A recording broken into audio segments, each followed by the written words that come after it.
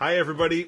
Hi, everybody. Hi, everybody, and welcome back to the Talking About the Big Stuff podcast with Michael Cole and Matthew Cravat. I am Michael Cole. And I am Matthew Cravat. We can be done on time because I'm going to be hungry and it's Monday night and I have to go take my mom's trash to the curb. Yeah. You don't have to help Mike move furniture again or something? No. He helped me move furniture. Helped him move furniture. So well, I helped you move furniture, just mine. That was a couple years ago. Alex, you got to be on this episode because it was given, the topic was your topic. Do you not remember that? Yeah, why don't you tell us the story of a lovely lady who was bringing up a very lovely girl. Do me a favor and start by introducing what I had in the Trello, so that. Oh, I don't have the Trello in front of me. Then where'd you see it at? You texted, and I said, "Let's do this as a topic." You sent the video. And think of your Lord and Savior while holding your dick and sent the video. Oh God, that one. Okay. Fantastic. I was like, which are we talking about? What are you talking about? All right. So, I was enjoying a boating weekend with some friends out at Lake Gaston, and there's some construction going on, so there's portable restrooms. When I say portable, I mean like these aren't porta potties. These are actually kind of fancy. They're on a trailer. They've got ventilation. They've got power. They've got sewage. And I am holding a dick as one does to pee. And I hear audio playing. I'm like, okay, so it's like, elevator music while I take a whiz. No, it was the local, like, religious radio station playing the sermon for like one of the churches in the area or something. And I sent the video to both of them, and I'm like, really while I'm holding my dick I have to hear about Jesus? So it was as a person who used to literally live in the church for almost 10 years, it was very unnerving that all I'm doing is trying to relieve myself, which is a common thing humans do. And I have to hear about my Lord and Savior, Penis Christ, playing over the audio, and these speakers are like 2 feet from my ear, like they're not even far away. It's common for people to think about Jesus when they pass water. Well, it actually wasn't any alcohol. Yeah, it definitely was water because I had not been drinking yet because I was going to be driving that boat for some period. And as a person who used to work in insurance, rarely are people on boats sober. So I wasn't trying to start my boating weekend by being drunk. So I hadn't had anything to drink yet. It was also 10 a.m., which normally at home I might be drinking. I don't know what the rules are either. Jesus in your heart and your penis in your hand, maybe there was wine coming from you, not water. You know what? I didn't look down, but if I did, I bet you it wasn't rosé. Yeah, but it could have been a Chardonnay, and the only way to know would be to taste it. So next time, play it safe. Taste what comes out of you.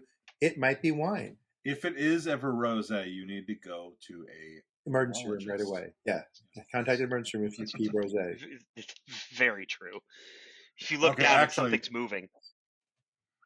Nice. That's what we're talking about today, right? Lawyers and Cindy Brady. Kind of.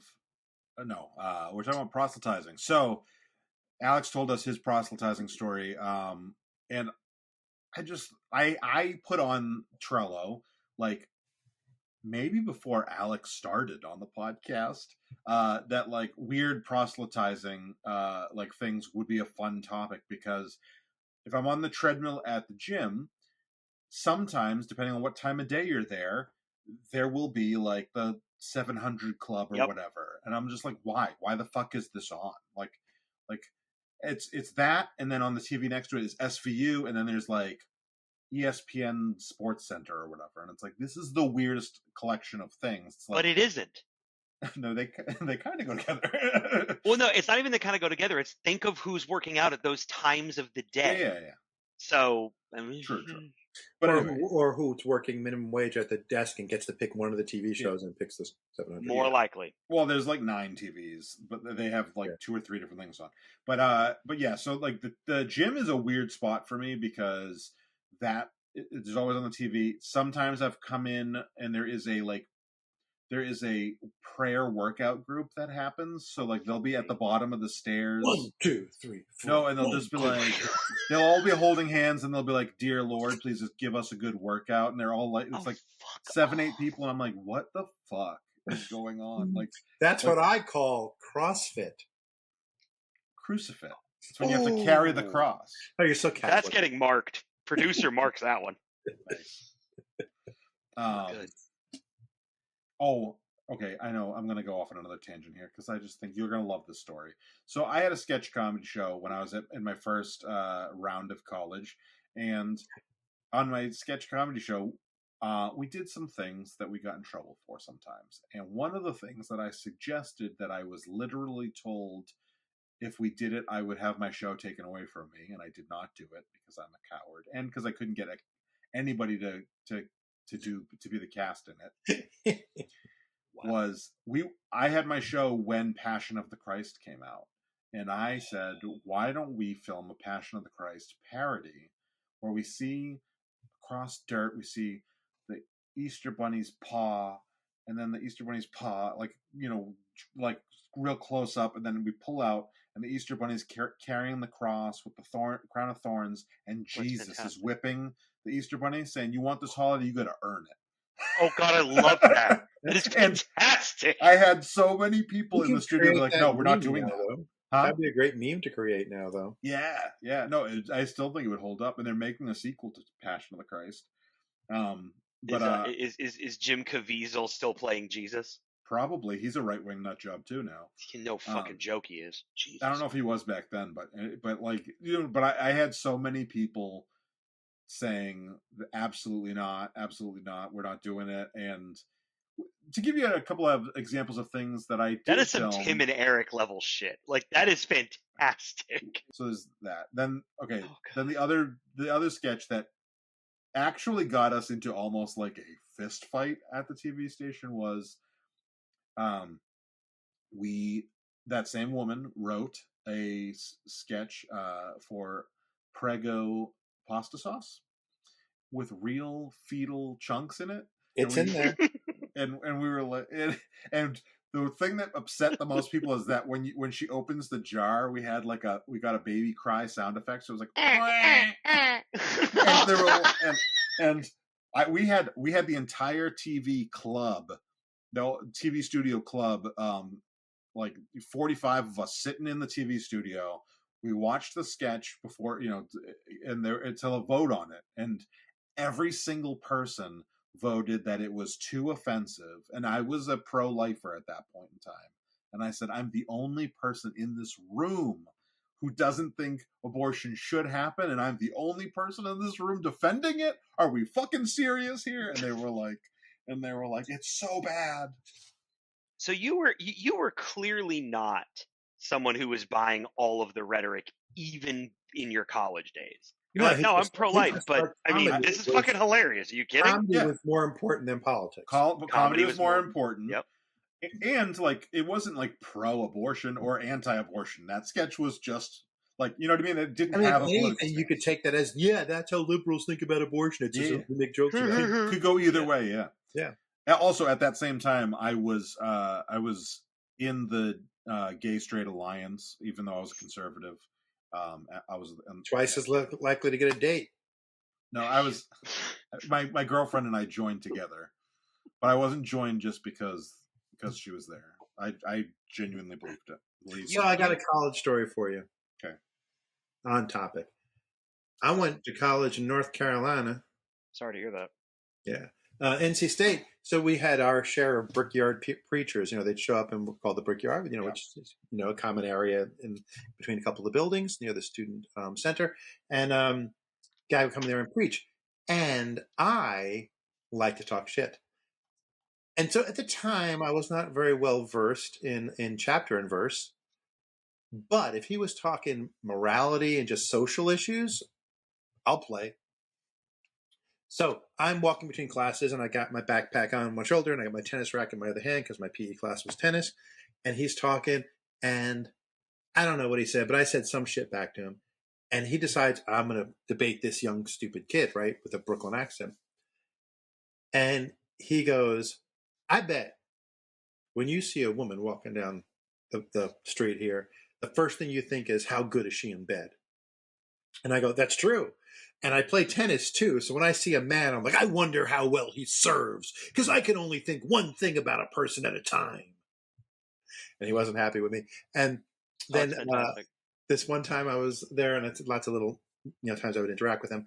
And he goes, there's a girl smoking cigarettes because it's North Carolina and it's the 80s. And he goes, a woman who will put a cigarette in her mouth will put anything in her mouth. So, of course, I start yelling, anyone need a cigarette? Cigarette? Anyone? Anyone want a cigarette? So you were a shit stirrer in the professional sense well before you were an adult. And then a favorite of mine was, he goes, okay, let me ask you something. Let's say you'll walk into class, and there's a young man walking towards you, and you know that he happens to be a Jew. And I said, of course I know. I'm the vice president of the Jewish club on campus. I'm probably friends with him. What kind of anti-Semitic are you? And he just got all flustered, did not know where to go with that. With a tangent. And the last one I'll say of my fighting with the preacher, a favorite of mine, was when he was talking about how he used to sin. Before he came to Jesus, before he got married. And he goes, and let me tell you, sex and love cannot be separated. Having sex without love is empty and hollow. And I said, wait. Let me explain to you. Sex is like pizza. Love is pepperoni. And there's nothing better than a pepperoni pizza. But even without pepperoni, pizza's still pretty damn good. Very true. That is amazing. That's fantastic. I want you. I don't even like pepperoni, but still. I want you to endorse my book with that same thing, because that's essentially what my book's about. The pepperoni? Pizza don't suck. Pepperoni pizza's delicious. But a pizza without pepperoni is still a pretty good pizza. I'm not the biggest pepperoni fan. First of all, it's not authentic Italian. It's a very American thing. Correct. I love to watch an Italian video and they're trying to make an American-style pizza and they have to use salami or other sausages because they don't have pepperoni. But that's not why I don't like it. And I don't know that I don't like it. I'm just not enthused about it. Because when I was in school in Brooklyn before I transferred to NC State, my fraternity brother, Orazio Petito, and his best friend, Ernie Testani, they were engineering majors, and they lived at home. But during finals, they would crash in my room in the fraternity house by campus so they can stay up all night studying and be right next to class, going back and forth when they were working on their final projects and then into finals. And because they crashed in my room, they would pay me by going out and buying pizza every night. And they would treat me to pizza dinner every night. So for the last 2 weeks of the semester, 4 semesters in a row, I fucking ate pepperoni pizzas every night for 2 weeks. So I will never order a pepperoni pizza for myself ever again. I'll eat it if it's there and I even enjoy it, but I have no enthuthom about ordering it. Fair. I get that. Sausage, on the other hand, nice Italian sausage. I'll kill a sausage pie. I don't mind a pepperoni pizza. Pepperoni on a pizza with other stuff, is preferred for me. Yeah. Like if it's a meat pizza, that's definitely a meat lovers kind of thing. But I will say I actually prefer pepperoni not cooked, because it is cooked, but not on the pizza cooked. Can I homage a friend of mine who's a stand-up comic in the area? So hey, everyone, if you have a chance to see Andy Forrester, go see Andy Forrester. He plays all around the Southeast. He's based out of Raleigh. He's brilliant. One of his routines is, I love pepperoni. And I'm not talking about pepperoni pizza. I mean pepperoni out of the bag as God intended it. Because I will just sit there watching Netflix, watching a movie, eating it like popcorn. I'm proud. I'm not proud. I'll eat like popcorn. And you know what? I don't know how many of those little plastic pods to keep it dry you can eat before you have to go to the emergency room. But it's not 7. It's not 7. Not yet. No, not yet. And why is the same thing that makes your pepperoni good in your sneakers? I mean, I'm every time I get a new pair of sneakers and I find that, I'm looking for pepperoni. I'm shaking it out. That's a great joke. Andy's brilliant. No, really, that's fantastic. Andy Forrester joke. I'm not stealing it. I'm sharing it. He's on YouTube. He's on TikTok. He's everywhere. Instagram. Look for Andy Forrester. Big Andy comedy or something like that. But he is brilliant. He's a large, red-haired fellow, and he's very, very funny. And his website is in the chat now. There you go. Love Andy Forrester. Not our chat, the YouTube chat, right? Correct. All right, back to That's the right. He subject. did comedy sports back in the day. My old improv troupe before I went off on my own. Proselytizing? We did. What's funny is I have to say no proselytizing a lot. So, I maintain the website for the Triangle Free Thought Society, the atheist, agnostic, humanist organization in the area. And 97.35% of our activities are open to the public and free and open to the public. So I have to put in all of our listings everywhere. This event is free and open to the public. However, it is not a time or a place for proselytizing. Please do not come here and to proselytize. Also, we are an inclusive organization, and please do not come here to intentionally make someone feel uncomfortable. If you intentionally make people feel uncomfortable, you'll be asked to leave. So I have to. It's funny. It's like people think we're there to debate people, and it's like, don't come up to us. No. I mean, like if we're at Pride or something, and we're manning a table or personing a table or staffing a table, and you want to come over, I'll walk to the side with you and have a little conversation. I had a waiter at one of our meetups want to argue morality in an atheist worldview versus his Christian worldview. And I'm happy to have that conversation quietly, but not, if it's proselytizing and try to convert me, because you're not going to convert me. You're certainly not going to convert me to the religion that's cannibalistic and vampiristic. That's not going to happen. No. I think I may have mentioned this on the podcast. Oh, fuck! I don't think I will put this picture into our group text, but I received. This is a separate thing than what I was about to start saying. Is I went out to dinner last Monday with a friend of mine in Massachusetts, and when we got out to our cars, we had like these things about Sodom and Gomorrah tucked into our door handles, and not just us, not just because two guys were having dinner together. It was. I'm assuming it was everybody in the parking lot, right? One would hope. Hopefully. But no. So in the last 6 months to a year, we had somebody come to the door. It was either a father-daughter, or I think it was a father-daughter, and it was like a weekday. And Sarah was on the phone for work, and she asked me to go out and like see what it was. And I could be wrong, but I'm pretty sure they were Jehovah's Witnesses. And we started talking. They were very nice. They were asking questions at the point where, like we were having a conversation. They weren't proselytizing yet. And then my dogs were going psycho, and Sarah was like, "You gotta go." Like I'm sorry, I'm on a call, and my dogs won't shut the fuck up because you're here. But we were like, it was my first attempt at like, they were asking me questions, and I was answering honestly. They're like, "Have you found God or whatever?" And I was like, "I am an atheist," and it was my first time kind of doing that. Okay. Like with like I've had the conversation, but like with a stranger knocking on your door or like approaching. You didn't say, "Wait, he's missing."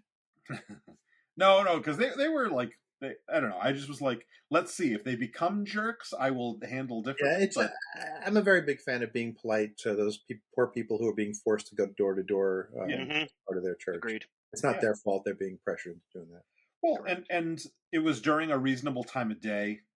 And they were, there is no reasonable time of day to try to deliver that schlock. You know what I mean? It wasn't like early morning. It wasn't a harassing situation, right? Yeah, so like, let's just give them the benefit of the doubt until they exhaust that, which they didn't. They never got the chance to exhaust that because I kicked their fucking asses.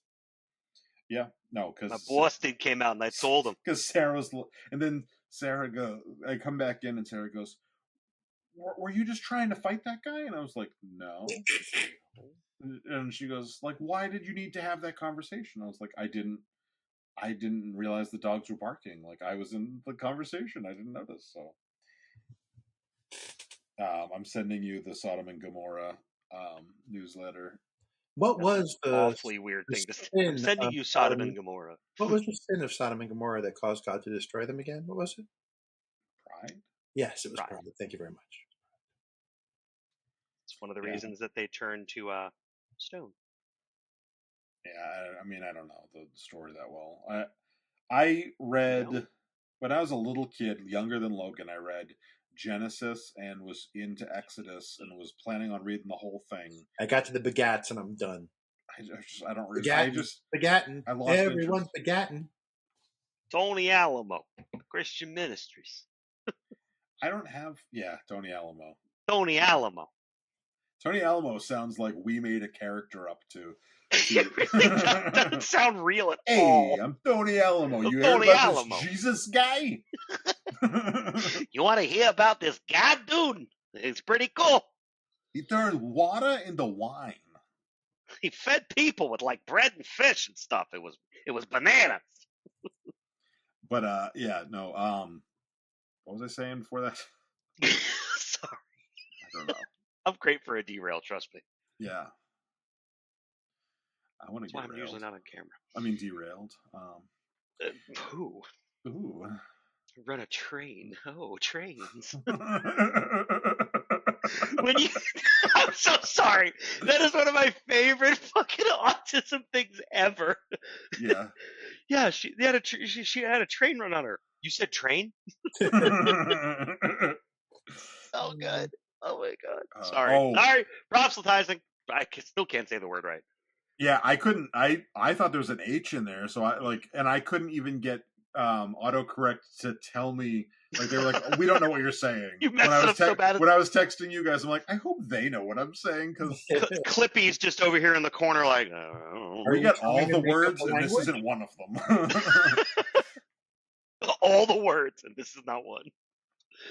All right, so I've had my run-ins with my decades of experience, and as a Northerner, which all three of us are originally, moving down here was interesting as far as how outward in the community's religion and faith is, but also at the same time how comfortable they are talking about it in completely inappropriate and not welcoming situations.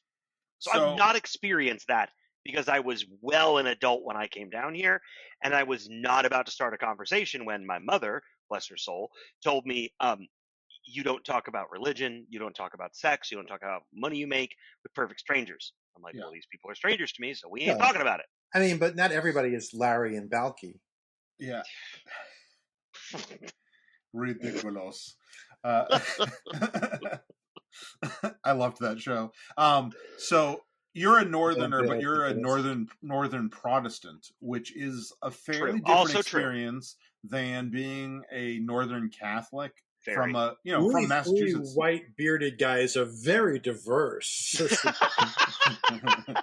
Wow, what spread you came from? An ex-Jew. I knew a bunch of Jews. When it comes to the experience with proselytization, it is, and even what Alex just said about like you don't talk those things. We as Catholics, I don't talk about Coco. I don't talk about Bruno. I don't know the fucking shit. My kids are too old for that. Okay, I tried. Anyway, we didn't have those exact rules the same way. Like I've heard those rules before, but religion is very out in the open in Massachusetts. I think I feel like. I also was when the Catholic priest school. is invites you back to his room, when he's right there. I think he likes me. I'm head acolyte. Anyway, when you're in a Catholic area, I don't think that like a lot of what you just said is true, but that I also don't feel like the proselytization is there at all because we're all the same. And for whatever reason, maybe it's because we're in a transplant area of North Carolina. Also true. Then there's a lot of like the guy at the gym. It's like he was there today when I went today. He's like probably in his 80s. He's always naked with a towel on. I've never seen him in any other part of the gym except for the locker room. Where do you normally see this dude? He's just walking around between the equipment towel. He hasn't been talking about God specifically the last several times I've seen him. But he'll be like, I just think we need to be humble and not have pride. And he's like, so he won't. But I've heard him before be like, are you religious? Do you believe in God? Do you know Jesus? He can't wait for you to barely open that door, and he's going to shove his entire bony old ass in it. He's never once talked to me, and I just can't tell if he'd tell because I was at the locker next to him 2 weeks ago, whatever it was. Brave. And no, it was. I came back from my workout, and I went to get my stuff out of the locker, and he came back to his locker, It wasn't like I picked the locker next to him. Oh no. But I all of a sudden have somewhere to be if that's the person next to me, because I'm like, no, I don't even want to possibly have to engage in that. I would have. But sometimes you want the free hand cream. Yeah. If he had said something to me, I would have started out polite and been like, sir, I do not believe in God. And then like I also like I think it's different when you're talking. I did kind of get into this a little bit with the Jehovah's Witnesses, but because they asked like, well, why not? And I said, well, to me, Did you stone them for saying Jehovah? I didn't say Jehovah. Oh. They didn't say Jehovah. I'm just assuming that that's what they were. I'm pretty sure they were. But Matthew, you and I on our first episode together, we talked about atheism, and I think we talked about the idea that while atheism answers one question, is there a God? Is there not a God? Do you believe there's a God? Do you believe in God? Do you believe in not in a God? That there are other things that letters from there are other things that are related that people kind of compile in, and so like I started to get into that with the Jehovah's Witnesses of like I said, I used to argue morality with the Brickyard Preacher, but not chapter and verse of the Bible because I don't know that shit. That's his book. Do I believe there's a God? If so, do I believe that God is good? That particular deserving God. Of worship. If I believe in that God, if I believe there is a God, which God is it? If I don't believe in that God, is religion good? Is an individual religion? There's all these different like offshoot questions that kind of. Do you need religion for this or for that? Yeah, and it's like trying to make it practical. Religious people do it, but I think to some extent atheists do it too. Is we compile it all into like, if someone asks you, do you believe in God? Like the same way that they'll be like, oh, why are you mad at God? It's like, I'm not mad because I don't believe in him. They compile those questions. Yeah, atheists do it in a different way. We kind of say like, I think we think it's somewhat implied by the fact, and some of it is like if so, well, there isn't, so, or I don't believe there is, so that question gets answered, right off the bat, essentially. Like, but some of those other questions, like, is religion good if there isn't a God? And that to me is mostly no, but I would be open to individual. What I don't get is like if you said, listen, I know this con artist who convinces people that if you give him some money every once in a while, things will be really good for you one day. Is that good for a con artist to do that? For a fake psychic to do that? Is that good? I understand what you're saying. Well, a priest did it. Oh, priest did it. It's good. There's good parts when a priest does it. Well, you're assuming. So, okay. So that's the other thing I think comes into play is that religion as an organization versus religion as in personal belief. I don't think you can have a personal belief that's a religion. I think that religion is an organization by definition. Okay. Yeah. Otherwise, you got belief in God, but it's not a religion. So then I would say is that I don't disagree with you. To me, I don't disagree with that statement. Definition. But I used to say like religion versus faith, like your faith and right. And that's the angle I usually come from. Can faith be a good thing? Yes. And I don't think that it's necessarily a bad thing. But it's a terrible way to make decisions. Sure. But if it just comforts you, that's fine. Yeah. And if you're not giving money. Yeah. But again, bad way to make decisions. Yeah. And sometimes I always stuck faith and feeling together. If it makes you feel better, sure. Right, if Sky Wizard makes you feel better, as long as it doesn't make you act on things in a bad way for you. Yeah. So it's no, and I agree with that. That's why I say case by case basis for that. But yeah. Anyway, so the naked old man is never proselytized to me. Thank God. So earlier you said you lived in a Catholic neighborhood, and so there was no proselytizing because everyone was Catholic. Not neighborhood, state. City. Right, true. The Catholic, like they call Catholics. They call Israel the Jewish state. Well, Massachusetts is the Catholic state. It's the Vatican, and then Massachusetts. Okay, so me, my people, the Jewish people, we do proselytize to Jewish people. There's a group of Jews whose life's focus is to proselytize to Jews like me, who are not religious or not religious enough to them. Yes. So if you've ever been, you see it in New York more than other places, but we have what we call mitzvah tanks, which are basically like RVs with a bunch of Jews dressed like Amish, clustered. I think I remember seeing these when I lived in Dumbo. Yeah, you definitely could have seen them around. And And what they'll do is they call mitzvah time. So mitzvah basically means obeying a commandment or doing a good thing, right? So what these guys would do, and it's the Lubavitch is the denomination of Jew that would do it. These guys, right? So the Lubavitch would see you. They look at you, Michael, and they might not see it in you, but they might say, "What's your grandmother's maiden name, your mother's maiden name, or your mother's maiden name, or your grandmother's maiden name?" And if they're looking to get a Jewish name, so they can say, "Oh, well, if your grandmother had a Jewish name, then your mother, no matter who she married, had a Jewish name, so you're really Jewish," because it's matriarchal, right? And if you give them a Jewish name, they will look to come here, and they want to make you pray with them, because Jews can pray one by themselves. But to pray in a group, you need minimum 10 Jews, called a minyan. You need 10 Jews to pray in a group to do daily prayers. And you can pray by yourself. I can't tell if he's fucking with us or not right now. No. The group of Jews is, I've heard. They're little yellow guys, and they're little, big noses. So what they'll try to do is make you pray, like be part of our minyan, come and pray with us. Yeah. And there's a thing you do during weekdays where you wrap shit around your wrist and around your head called spillin', and it's stupid. But they'll try to get you to do that to be more Jewish with them. And they think somehow in their head of heads, this will make you convert, or not convert, but reaffirm yourself and be more religious if they can get you just one time. A favorite time was walking with my childhood best friend, Jack Falzone, right, whose father from Sicily owns a pizzeria in the neighborhood. You know what I'm talking about? They put so much pepperoni on that pizza. It's pronounced pizzeria. Only in that one fucking movie it's called Pizzeria. I don't know where the fuck Danny Aiello got that shit from. He's fucking ass. Everyone in New York, like, who the fuck is he? Go make a stupid movie with Hudson Hawk. He did. But Jack and I are walking together, and you go, "What's your mother's maiden name?" And I turn and walk. I'm like, I'm not fucking. I started walking. I'm done. Jack doesn't know what's going on. He goes, "Shalan," because Jack's mother is Jewish. Oh no! They go, "Come here," and they try to pull him over. Come here. Pray with us. Pray with you. Grandmother will be happy. So Jack has to unbutton his shirt. Jack, who has a fucking giant ornate crucifix under his shirt. They reeled back like vampires.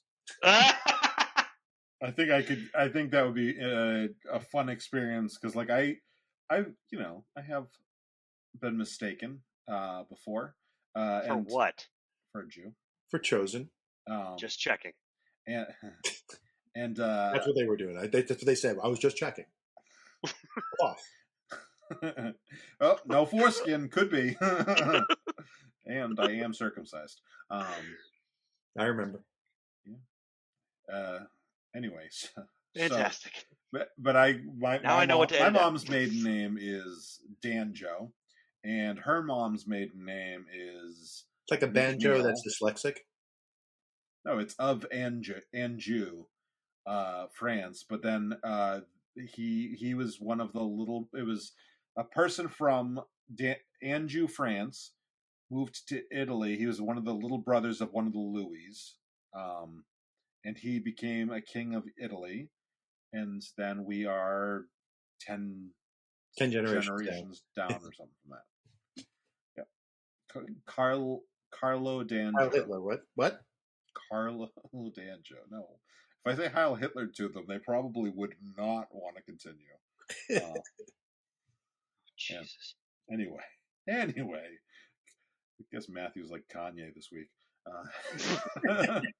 Because he's a genius. A musical genius. Yeah.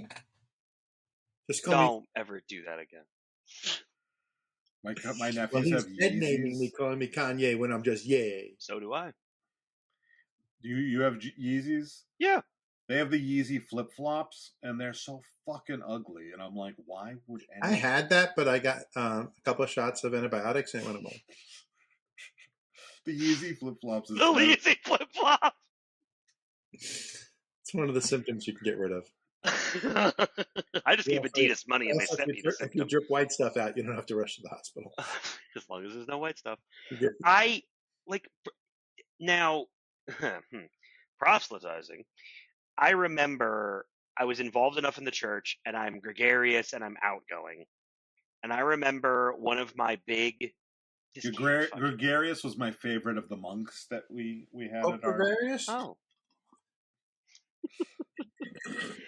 And I remember He could chant like you wouldn't believe, man. he was tops. I remember I was with my girlfriend at the time. We drove all the way to the Rock and Roll Hall of Fame because there was a convention near there. Yes, I went to Jesus conventions, and they were selecting individuals to be prophets for this organization. And I was a lot like Mike. I had a pretty edgy sense of humor. I thought I was hilarious. Some people did, but mostly not the people here. And definitely none of their parents thought I was hilarious. And in the questionnaire, they're really doing it to suss out the ones that are too honest with themselves, to not like tell on the things they've done in the past. Like, have you ever? And it was all basically reading out of the sins, right? And I gave the most out of pocket, rude, just hilarious, but horrible answers to all these questions. And then I turned it in, proud as can be. I'm like, I'm gonna be the best prophet you guys have. Turned it in, they're like, we can't wait to see this, brother Alex. And I was, yeah, that's what they call me.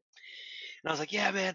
So I get back to my church, and my minister gets an email wanting to put me in like the Danger Christian program, because not only did they think I wasn't a Christian enough, they also were like, they were worried for my soul's salvation because I of don't some of the believe shit in that I souls, and I'm answered. worried about your soul. Okay, I'm on board now. So it was so bad. And I remember looking at Father Tom, and I was like, Father Tom, it's like, come on, that's funny. And even Father Tom was like, okay, yeah, that one's kind of good, but you can't tell your mother. Like, he even knew it was funny. And I'm like, if this dude is the most straight laced, just leans over the pulpit when he talks on Sunday kind of guy, because he's that passionate. If even he knows it's funny, it's like farts. They're never not funny. They literally Those will be times funny are when not you're funny. old. Do you have an older brother? Younger only. See, that's why you don't know. When your older brother sits on your face and farts, it's not funny. But when your That's wife how you does get it, pink it's eye. erotic. That's how you get pink eye. So it was. I couldn't do it. Like, I didn't even take it seriously. I'm like, I can't stand in front of these people because my Did biggest you issue. ever get kicked out of a religious organization? I was. I Oh did. yeah. Apparently, if you tell your rabbi, because he has a fucking little Hitler mustache, that he's a Hitler-looking son of a bitch, you will get kicked out. That's pretty extreme, Cravat. What the hell? I was 12. He was a Hitler-looking son of a bitch. Not my fault. Why would you have that fucking Okay. mustache in the 80s? What the fuck? Well, 19. It was either 79. And you were still in New York at the time. Yeah, it was before I was bar mitzvah. I was in Hebrew school, and I got in trouble because my crazy pregnant teacher fucking called me out for shit just because she was, hormonal. She's the one with the mustache? No, but she sent me to Rabbi Zdanowicz's office, and I said, we weren't in break. We were all talking, and she yells at me for talking and kicks me out of the room. And he goes, well, if you're driving and you get pulled over and you're speeding, do you say, well, we're all speeding? I said, yes, because if you're going slower than the traffic, you'd be causing a safety hazard. Of course you speed if everyone else is speeding. And he said, oh, this is not the way you talk back to me. I was like, listen, you Hitler-looking son of a bitch. I don't need her, and I don't need you, I don't need your shit. And he said, you need to leave. And I never went back. I bet you didn't. I bet your dad was either pleased and chagrined all at the same time. I was only going to Hebrews because my mother wanted me to get bar mitzvah. My father could care less. He had to spend money. He didn't want to do it. Not that he was cheap. He wasn't stereotypically cheap. He's like, but look to him, it's like I'm paying for him to go to a place to pay to him to have a party that I don't give a shit about just because my wife did have a party. So then I ended up going to the rabbi's house, where I just go to his house. He had a little apartment above a little temple, and he gave me my lessons and just how to read the fucking Haftorah. Did my Hebrew, did the ceremony in his little temple, didn't have to go to Hebrew school and do history and learn the language and all the other crap that my friends were doing. But what about Shebrew? Like, we hear about herstory and all these other things, and I've never heard about Shebrew. And I'm like, you haven't been proselytized the right way. I was coming over for tea and cookies. That's where she brewed. She brewed the tea. I'm glad you went with that instead of I just afterwards thought about a different, racist way of going with Shebrew. Mm-hmm. Boy, marking. Okay, so my I won't say rebellion, but like closer to what Alex is talking about, where it wasn't necessarily rebellion. It was just like different. So I was in Catholic school from 5th grade till I graduated high school. So I had religion class all 8 years of that. Oh, let me just say first, when I say Hebrew school, it was like 2 hours Monday and Wednesday after school. It wasn't No, like religious instruction. It wasn't. You went to a religious school specifically, didn't you, Mike? It was just to differentiate between your Catholic school and like Hebrew school. It was the CCD version of it was the Jewish CCD. Yeah. Right. So, and we didn't have to go to CCD because we were in except for the year that I got confirmed, which I didn't want to, but I don't know if I've told that story on the air, but like eventually my mom convinced me by crying. I met your mother. She's a saint. She's a nice she made lady. Me cry. Nice lady. So anyway, so I was in I was in religion classes for 8 years, and in the first 4 of those, because it was at that I wasn't in high school yet, I was doing better in religion classes than I was in most of my other classes. And my mom and the priest were like, "Are you going to be a priest?" And I was like, "No, they're just like more interesting classes because we're talking about interesting shit." Like, I didn't say shit, but like interesting stuff of like, it's like I like Greek mythology. It doesn't mean the only part of Hebrew school I liked was the history part. I mean, history as in these bullshit stories, but they were good bullshit stories. Yeah. So I told my mom, because she made the joke one Sunday, that I was going to, with the priest, and we got in the car. She's like, "What do you think?" And I'm like, "Absolutely not. Like, I like girls." That wasn't funny how you said that. It wasn't implying that they're all gay or child molesters. Neither implication is there, and those are 2 separate things, and I'm aware of that.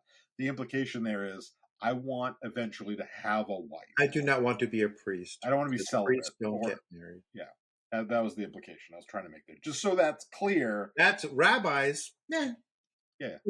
The old story about the rabbi and the priest who meet every day for lunch on the park bench.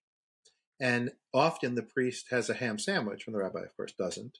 And one day the rabbi says, "If I can confide in you for a moment, I've always kind of wondered what a ham sandwich is like. You seem to enjoy it. You have it all the time."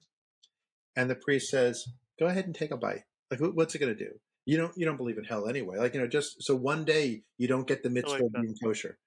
And the rabbi goes, "I should know the other side." So he takes the sandwich and takes a bite and goes, "This is delicious. It's a meat that's sweet.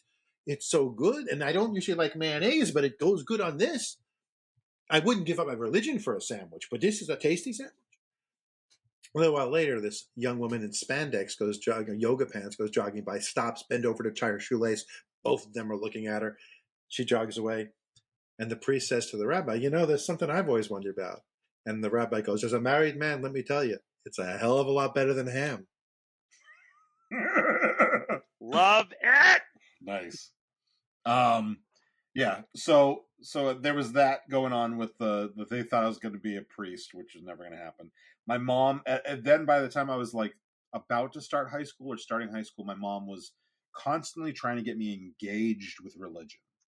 Because I had to go every Sunday. Like, my parents made me go every Sunday, but I would like basically fall asleep, or I zone out for a fucking hour.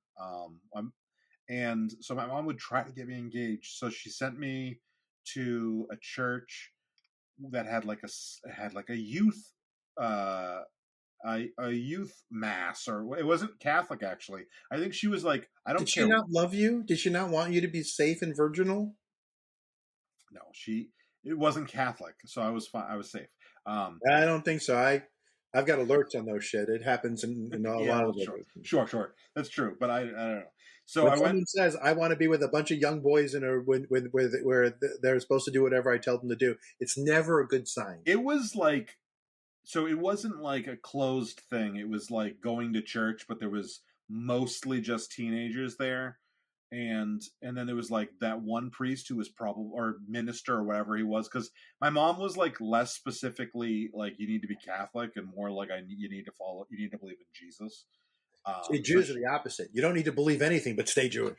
Yeah. So you're marrying an atheist, but is she a Jewish atheist? Yeah. There's only one God that you don't believe in.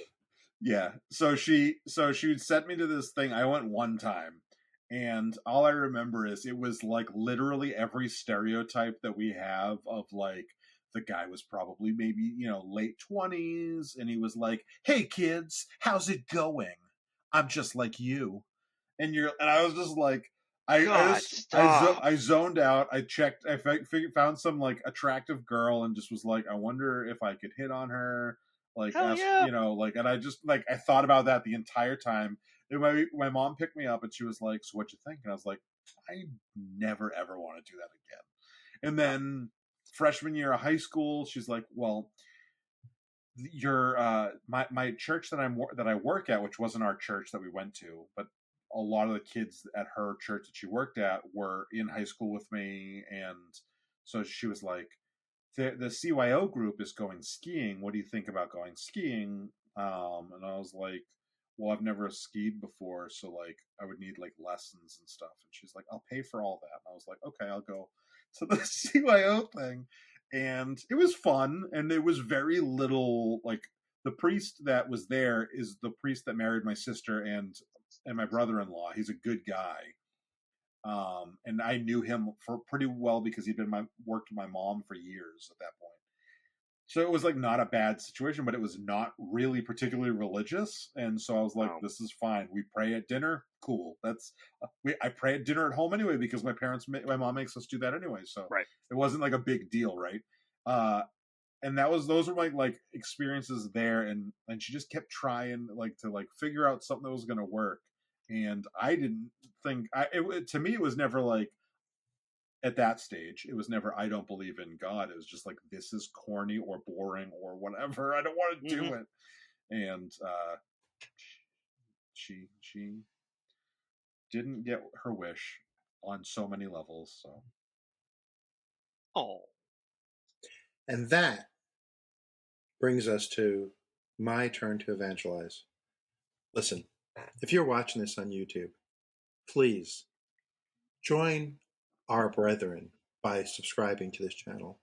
Show your virtue by ringing the bell for notifications so that you can hear the messages as they were sent down to you at the time they are sent. Converse with us, have a personal relationship down in the comment section. And please like this video to show the love in your heart. Thank you for letting me be in your eye holes. I have come unto you. And if you want to be coming to your ear holes, you, my brothers and sisters, will go and you will like this on the podcast platforms, and you will like this. Praise the iTunes. You will give this a thumbs up in the podcast platforms, and you will give this a comment or a review in the podcast platforms, and then Spotify, all the fives. Yep. And then if after all of that you are moved enough, if the Spirit moves you, you're going to go to patreon.com/talking about the big stuff. That's patreon.com. Say it again, brother. Big stuff, brother. You're going to go to patreon.com/talking about the big stuff, and you're going to go and you're going to say, "Hey, I want to subscribe for $0, $1, $3, or $10. And obviously, whatever you can give, you must give. If you Tithe. The way to show the most support and get our message out the best way. God loves you and needs money. Yep. Yep. So, or no, God loves you, but we need money, so that works too. And I'm a little. I realize that my religious guy voice kind of sounds like a black guy voice, and I'm a little worried about that, so I'm going to stop doing it. It wasn't meant to do that. I was meant to. Takes him over really fast. Yeah. Brothers and sisters, we need to make sure to support the stream. He just sounds like Eddie Murphy. What was it? Coming to America? Is that where he plays what was the movie where he plays a minister? And Coming to America, yeah. Yeah. Yeah, it's coming to America. Yeah. He plays he and Arsenio Yes. play 10-year-olds each. Yes. Look, if you guys support, we really appreciate it. Yeah. There is Mike always throws in my shunt at the end, but to be on a stream again and to be in the podcast again, not just as a producer, but someone on the front, it's enjoyable. I like having you all here, and I like seeing the regular conversations that we have, and I hope to have more of them in the future, because if we can't proselytize, what can we do? I'll tell you what we could do. We can thank you all for being here to talk about the big stuff and to follow us wherever we go. All 12 of you. Remember, the conversation doesn't end here. It's just the beginning. If you have thoughts or questions or topics you'd like us to tackle in a future episode, drop us a line on our social media channels.